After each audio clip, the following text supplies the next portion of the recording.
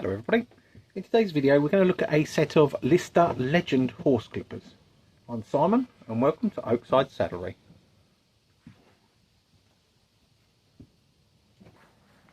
Lister Legend then, nice little horse clipper, quite a small one. I've not looked at these at all yet, so it's going to be a surprise to what I put in. All she's told me is they work, but they get a bit warm, so let's see what that looks like. So first up then, nice box, nice set of clippers. If they're working fine, she wants the blade sharpened as well, so I can send them off. They've been done by somebody else beforehand. I can send them away to be sharpened. I don't know if she wants all of them sharpened. I'll check with her beforehand. So these are the bits we need to look at. So let's get rid of this.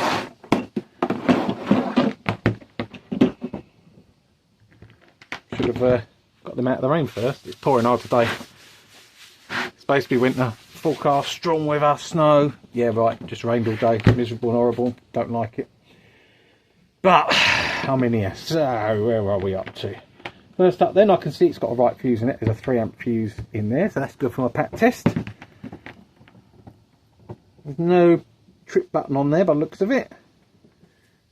Double insulated, so I'm alright when it's got that double insulated symbol. It means I can test them in a way that means for the double insulated part, so it's not so bad. Cable itself. I normally do all this before I actually show you it, don't I? So this is what I normally have to do before I do anything else, and it's just to make sure that before I plug these in, they're not going to blow up in my hands. Not because people say, oh no, they've just been working fine, and then I find they don't work, and they go, it must be me. So I always have a check first. So cable's good, plug's good, it's not wet, unlike everything else. Oh, we don't want the blades on for this, so I'm going to take the blades off. It's quite tight. Blades can go off, tension and go back together again for a bit. Blades are a bit hairy, so we can give them a clean, but we don't need to do much else, and there's a fair bit of hair in there, but I think they've cleaned them out beforehand. Let's have a plug in to make sure they work. They're working, there's a start. Unplugged again, don't want it plugged in when we're going to take them apart. Oh, let's put that camera there. So buried under amongst all the hair that is in there are going to be some screws. So there's some screws on the front here. Looks like 4 screws down the side. And the filter that's pushed in the back. So first up, let's have a look at this hair. So yes, I can get to a screw. And it looks like a Torx on the end of that. Torx on there. Torx on there. Torx on there. And let's clear a bit of that hair out of there, and I can get my screwdriver in there. So clearing the hair out, all I'm doing is just picking it out of there. You want to do that, otherwise your screwdriver doesn't fit in very well. And if you go and put your screwdriver in and it doesn't fit properly, it'll come out, and that's what messes the screw heads up. So good bit of pressure again, like most times. Pressure on it, push, that's not tight, so that's alright. Pressure on this one, push, that's not tight either, so that one's alright. Loosen them out. There's a little washer on the end of that one, so keep an eye on where that goes. On there.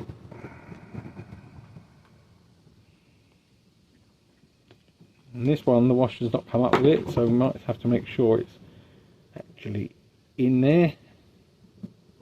It is come off that time. So we can see there's a bit of grease around there. It looks like a sealed one because there's no real hair. Plenty of hair stuck inside of there. See all that, along with the grease.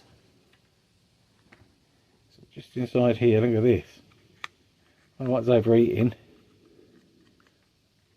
That's proper thick as well, that is.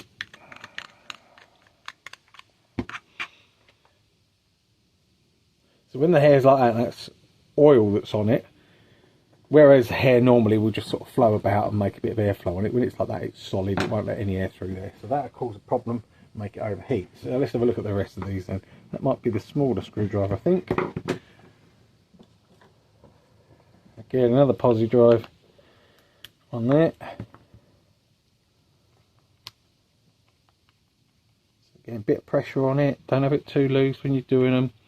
Same with this one. Let it, when you're trying to take them off as well, let it sort of settle in There it is. So it's settled into the screws. If you try and do it in the wrong place, you just mess the screw heads up again. Right. And let it settle in. Once you know it's in the right bit and it's gripping, then you can start turning. If you start turning too soon, you just mess your screw head. Last one. There it is. Got it there. It comes apart. So they're all loose. So let's have a nose. So that was that one. That was that one. As long as they're all the same size, I don't mind.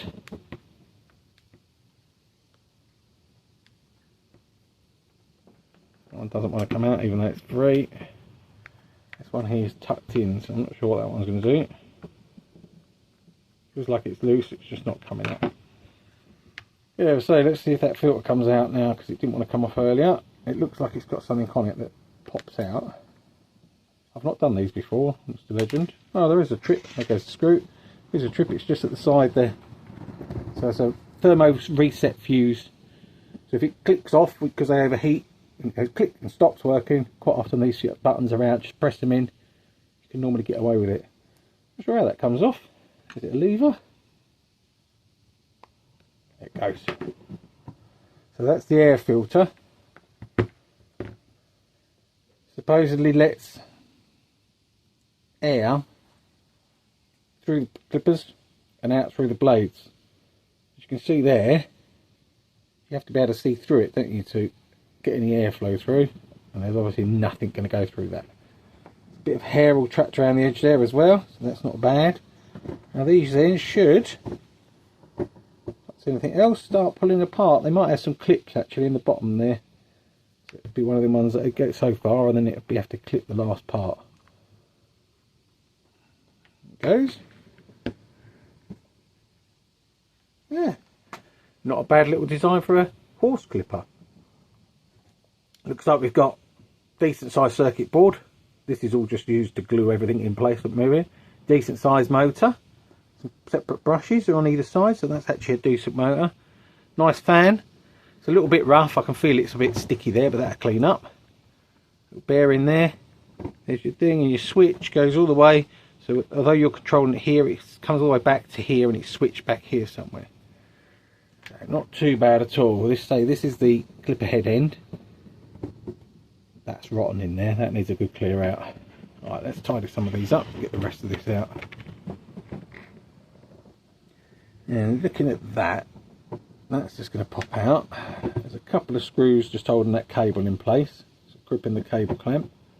That can come out. Ah, switch is back there, yeah. That motor's going to be free, I think. Yeah, that's moving, so it's just that there. So let's get that undone. So just two screws in there on that cable clamp holding that in place.